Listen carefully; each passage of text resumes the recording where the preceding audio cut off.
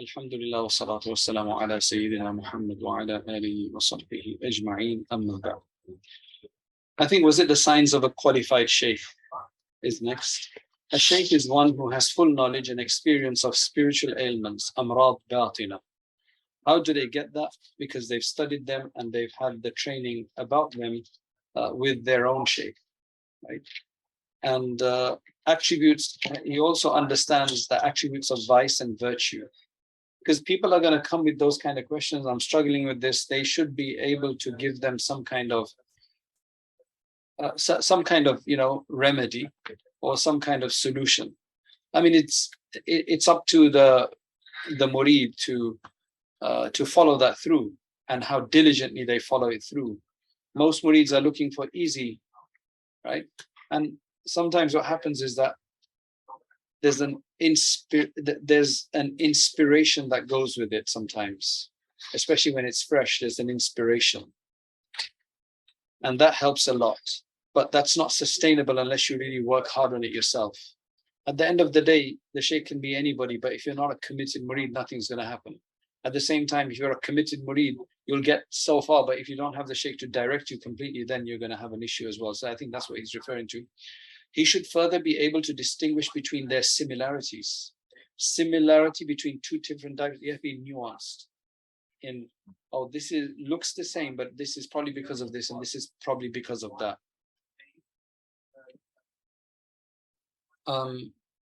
He should further be able to distinguish, and he must have perfect ability in devising plans and prescriptions for the acquisition of the attributes of virtue and the elimination of the attributes of vice. He has to be aware of the progress and retrogress of these attributes. He must be well versed in the hazards of the lower self and shaitan, the intuitive perceptions and feelings as well, pertaining to the angels and the divine being.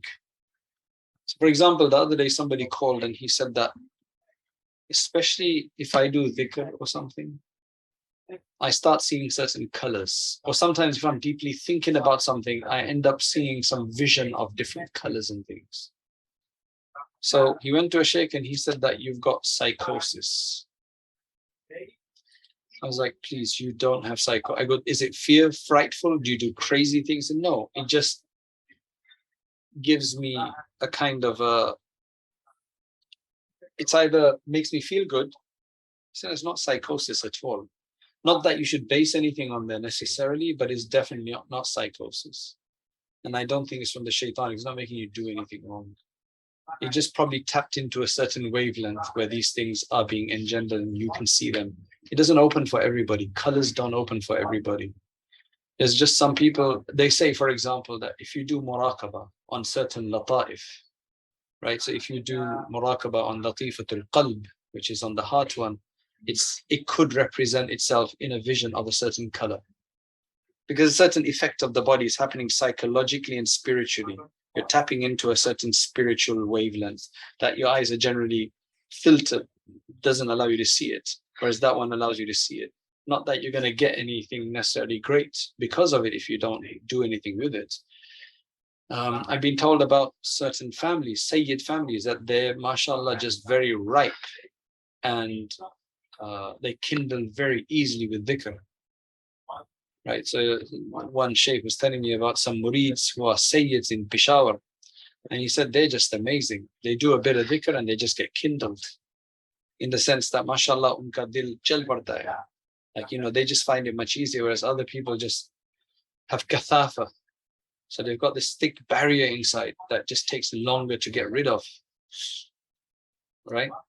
At the end of the day, what you have to realize is that, and this is what you have to think, this is the adab of tasawwuf, is that while Allah is the provider, the reason you're focusing on a Shaykh is that Allah is using that Shaykh as a conduit to provide you. So the idea, the technical idea, is that Allah subhanahu wa ta'ala's light is passing through to the Prophet sallallahu alaihi wasallam's heart, through the mashayikh and down, through your Shaykh and to yourself. So that's kind of the idea. That's why some Naqshbandis came up with this concept of tasawwurus, tasawwur shaykh. All right.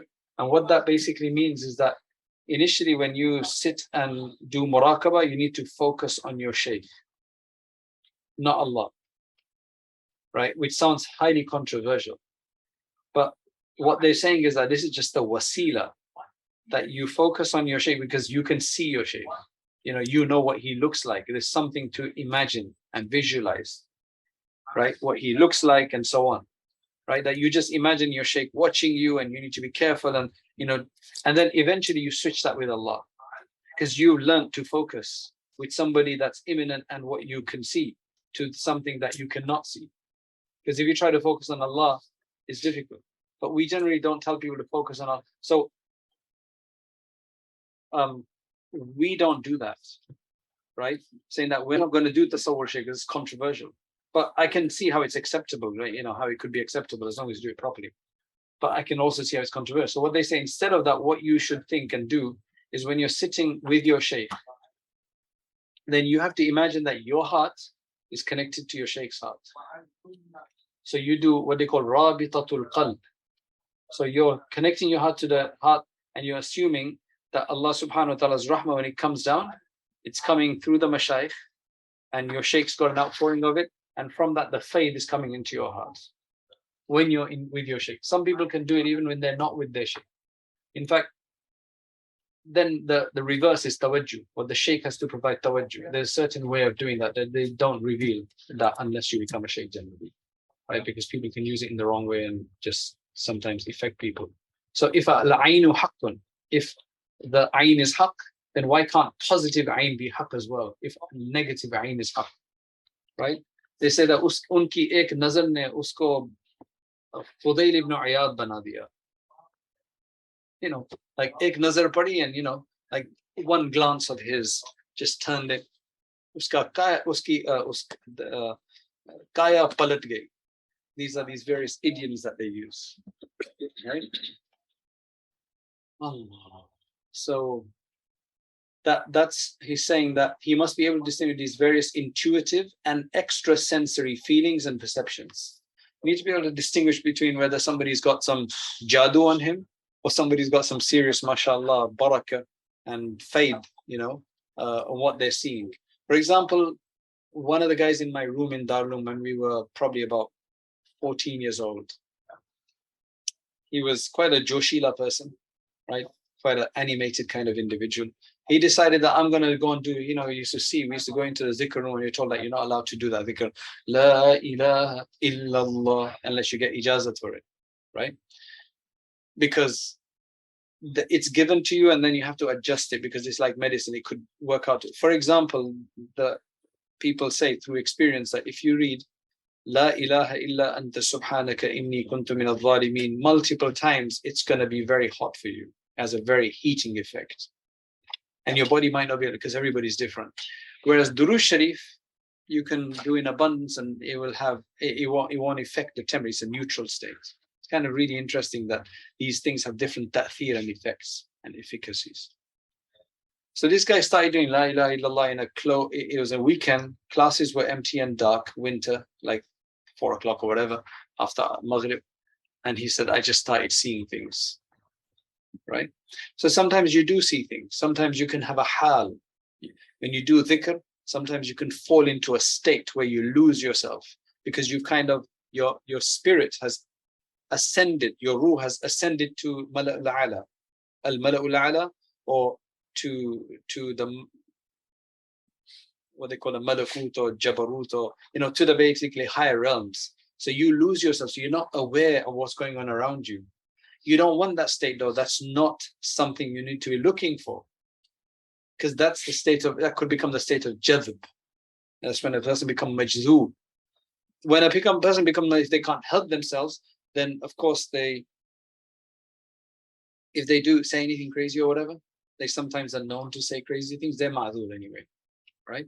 But that's not considered to be praiseworthy state to reach or something that you need to try to acquire.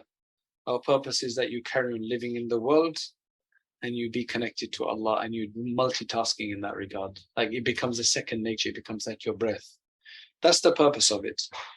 So Sheikhs need to be able to understand the difference between what people are feeling. There's one woman who called me, a family had called me first up, please talk to her, she's going to call you. She's married this guy, and that guy, she said that he's a wali of Allah, but we've gotten into drugs and porn and everything.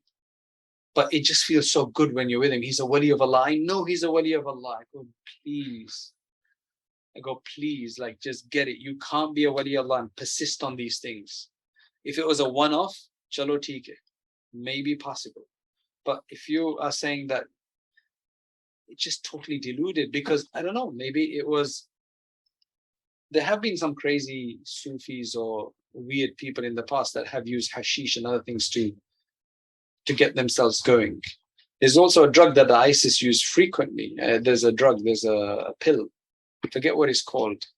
Prince Ghazi's mentioned it in his book on, life. And it just fires you up. And you don't see reality. You get really excited and you can just go in and do a mission. So there's lots of things like that. These are artificial means, obviously. But you also don't want yourself to fall into that, because that's not something you should be looking for. That's why in a gathering, we get some people like, Allah. They say, no, Naqshband is like, it's called Bandrako. It should all be happening inside. You shouldn't be revealing to the world, because then they get lots of issues with that. Some people they just can't handle it, so they just go into a trance, almost. They go into a hal, they call it. So it is therefore that a sheikh of the path to be one who is qualified in knowledge of and a mujtahid in this field. I mean, he's asking for a lot, by the way. He's asking for some mujtahid. And great if you could. And possess natural ability and internal propensity in it. Mullah Tahir Thanwi Sahib was always very, very nuanced, okay? If he has acquired the path by a mere self-study of books on tasawwuf or by listening to others, he will destroy the seeker whom he is guiding. Because it's all theory. He's never seen it practiced. He's never experienced it. So it's all theory. All right? Yeah, Captagon pill. Inayat, mashallah. Because he will not be, I mean, how does it work? I mean, how does it make you feel? I mean, does it really make you like really feel? You've not tried it yet. Because he will not be in a position to correctly diagnose the various states of the seeker. If you look at books like Tarbiyatul Salik, Al-Basair of Hakim al-Umma, Mawlana Shabli Thanwi, and there's other books like, if you look at the Maktubat of Sheikh Zakaria, you'll see that they'll come, that they'll send a letter in about, or ask a question, that this is my issue, and then they respond. And it's quite amazing the way they do this hikmah, this response of these spiritual ailments, right? Shaykh Ibn Arabi, may Allah have mercy on him, briefly lists the signs of a complete and qualified Shaykh, a Shaykh Kamil, as 3. His deen, religion, resembles the deens of the messenger, deen of the messengers. MashaAllah, aisa milega to bahut acha hai. Upon him peace. He prescribes cures as physicians. He's got the ability to, he has a prescription pad, and he can, in his own way, And his management and control is that of kings. The exposition of the above points is as follows.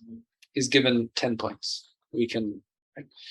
Number 1, he should possess the necessary knowledge of the deen, which he must have acquired either by formal pursuit of such knowledge or from remaining in the company of firmly grounded scholars. You don't have to be a formal alim, but you better know your fardul ain, and you better know your halal and haram. Okay? Like Haji Imdadullah wasn't a formal alim, and there's others as well. Number 2, he must be a deputy, khalifa of a qualified sheikh and attached to a legitimate order. Unfortunately, there are people who want to become sheikhs before their time. They've not been given khilafat by anybody. And like there was one on his face, like, we provide spiritual guidance and tarbiyah and so on. So somebody took them up on that. Who do you have khilafat from? He didn't. So then you have to change it.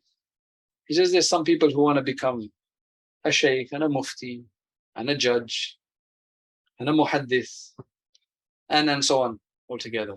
So would it be wrong to say, just as a general, like a Maulana, whose job is to be Imam or whatever his role, to say he can give basic spiritual guidance, but not to advertise it as... No. He can give spiritual guidance, but he can't give this formalized tariq guidance, because that has to be done with knowledge. So you could give people, like, take you could say, everybody can say paracetamol, say the speaker, that's paracetamol. Everybody knows that. Cream E45, all right? You could even say that, okay, I see that you probably got an infection, take some antibiotics. Yeah, that much you could say. Anybody can say that. It's not like you can't tell anybody. Quran padho bhai. Do this much dhikr, do la ilaha illallah, the sunnah adhkar, no problem. When it gets to complicated things, that's when it becomes an issue. But even then, if somebody has a complication that's come to you and he consults somebody accomplished and they give, then that's fine, as long as you're not claiming anything. He should be upright and pious, refraining from major sins and from continuously committing minor sins as well.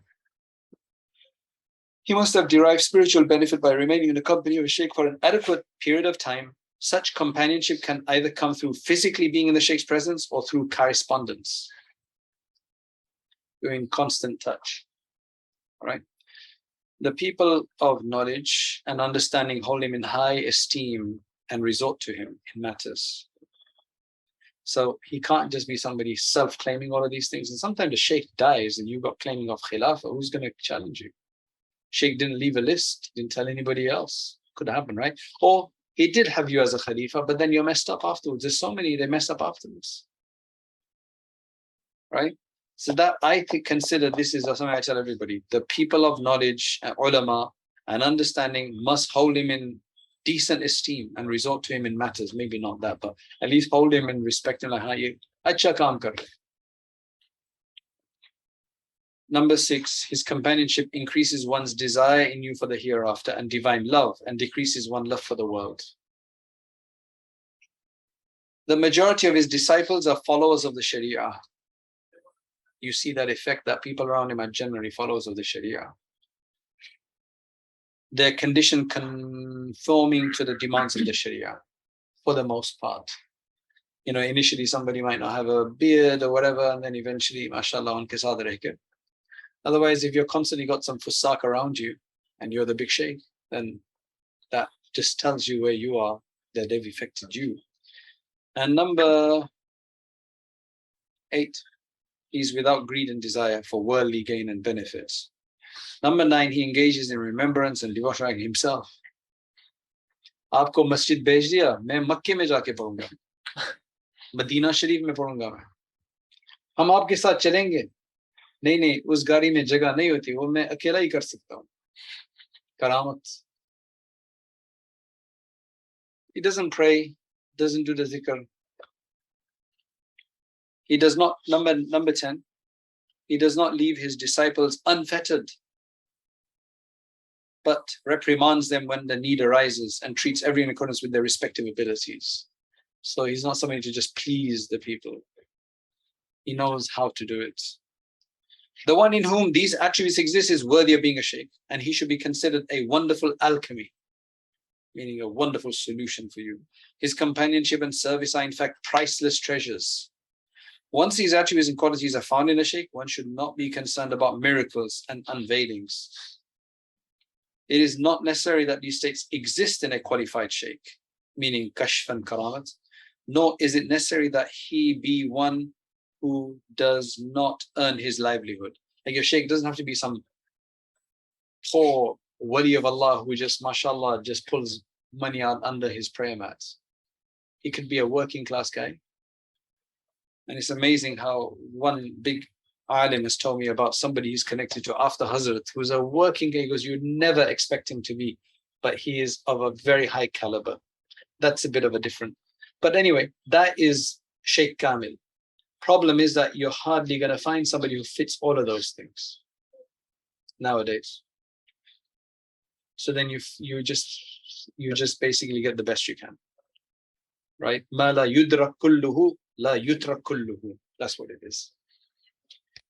Okay, so we end there. The point of a lecture is to encourage people to act, to get further, an inspiration, an encouragement, persuasion. The next step is to actually start learning seriously, to read books, to take on a subject of Islam and to understand all the subjects of Islam, at least at their basic level, so that we can become more aware of what our deen wants from us. And that's why we started Rayyan courses, so that you can actually take organized lectures on demand whenever you have free time, especially, for example, the Islamic Essentials course that we have on there, the Islamic Essentials Certificate, which you take 20 short modules, and at the end of that, inshallah, you will have gotten the basics of most of the most important topics in Islam, and you'll feel a lot more confident. You don't have to leave lectures behind. You can continue to leave, to listen to lectures, but you need to have this more sustained study as well. Jazakallah khairan. Assalamu alaikum wa rahmatullahi wa barakatuh.